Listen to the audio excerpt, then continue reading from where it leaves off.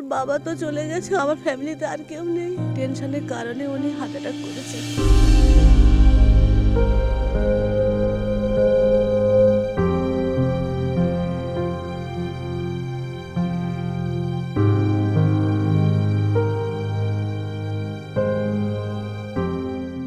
School teacher ছিল, আবার বিএলএর কাজ করতো। বিএলএর কাজে খুব চাপের মধ্যে ছিল উনি।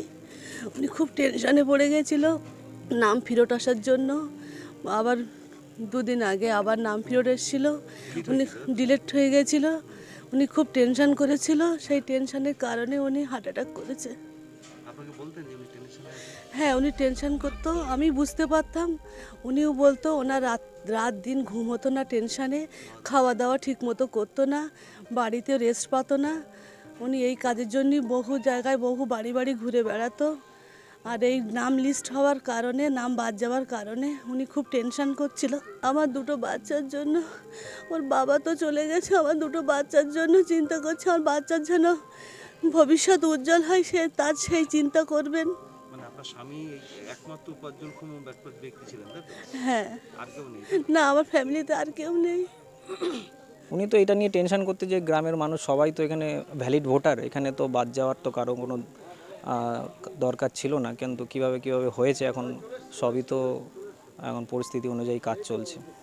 ওইটা নিয়ে কি উনি চিন্তায় ছিলেন? হ্যাঁ, অবশ্যই চিন্তায় তো ছিলেন, আমিও নিজেও চিন্তায় ছিলাম, সবাই আমরা চিন্তায়, গ্রামবাসীরাও চিন্তায় ছিল যে কার্ডটা কী হবে।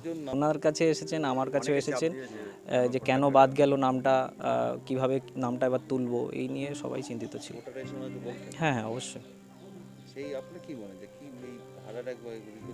হ্যাঁ, এখন এই ধরনের মানসিক চাপ থাকলে স্বাভাবিকভাবে যে কোনো মানুষ এমনি অসুস্থ হয়ে যাবে। তো সেই ব্যাপারগুলো নিয়েই উনি চিন্তিত ছিল এবং সেই থেকে এই জিনিসটা ঘটেছে বলে মনে হচ্ছে। হ্যাঁ, আজকে ট্রেনিং ছিল, আজকে ওনার ট্রেনিংয়ে যাওয়ার কথা 28 তারিখ। উনি এখানে থার্ড পোলিং অফিসার হিসেবে ডিউটি পেয়েছিলেন। আজকে 28 তারিখ 10টা থেকে ট্রেনিং ছিল বনমালীপুর সন্তোষ ভট্টাচার্য মেমোরিয়াল হাই স্কুলে, রুম নাম্বার 107। প্রথমে বারাসাতে নিয়ে যাওয়া হয়েছিল, বারাসাত থেকে পরবর্তীতে কলকাতায় নিয়ে যাওয়া হয়, আরজি করে নিয়ে যাওয়া হয়। হ্যাঁ, এই যে আপনাদের উপরে এত প্রেশার, এত চিন্তা, মানুষের এত রকম চাপ, তাদের নাম বাদ গেছে, কি ভাবছেন এই জায়গায় দাঁড়িয়ে?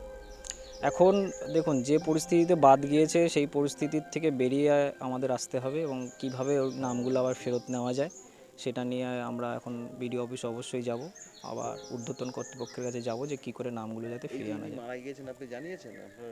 হ্যাঁ, আমিও আমার কর্তৃপক্ষকে জানিয়েছি যে এরকম ঘটনা ঘটেছে। তা ওনারা খুবই দুঃখ প্রকাশ করছেন। যেভাবে আজকের বিজেপি গভর্নমেন্ট যেভাবে চক্রান্ত করছে মানুষের হয়রানি, এটা সত্যি মানে অত্যন্ত দুঃখজনক এবং বেদনাদায়ক। এবং এই যে বুথে আজকের আমরা দাঁড়িয়ে একটু কথা বলছি, এই বুথের উনি 194 পার্টের উনি বিহলো। উনি প্রথম থেকেই কাজ করছেন, কিন্তু খুব চাপের মধ্যে নানা রকমভাবে টেনশন করতেন। আমরা বোঝাতাম মাঝে মাঝে যে আপনি কাজ করিয়ে যান, কিন্তু ইতিমধ্যে খবর পাচ্ছি যে 94 জনের নাম ডিলেট হয়ে গেছে। বিশেষ করে এই 94 জনের নাম অনৈতিকভাবে ডিলেট হয়েছেই বলেই উনি মানসিকভাবে অত্যন্ত ভেঙে পড়েছিলেন। এবং আমরা গত ভোরবেলা, আমি আজকে ভোর 5টার সময় খবর পেলাম উনি হৃদরোগে আক্রান্ত হয়ে মারা যান, কলকাতা দিশান হাসপাতালে মারা যান। কি চাইছেন? এই যে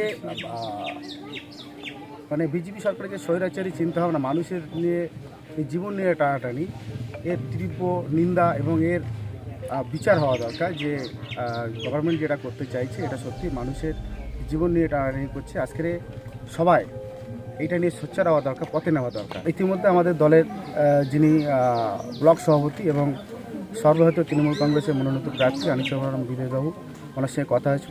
এই পরিবারের সত্যি দুটো ছোট ছোট বাচ্চা, আর কেউ নেই পরিজন করার মতো। এটা ইতিমধ্যে দলকে জানানো হয়েছে এবং উনি সঙ্গে সঙ্গে দলকে জানিয়েছে এবং উনি আসবেন।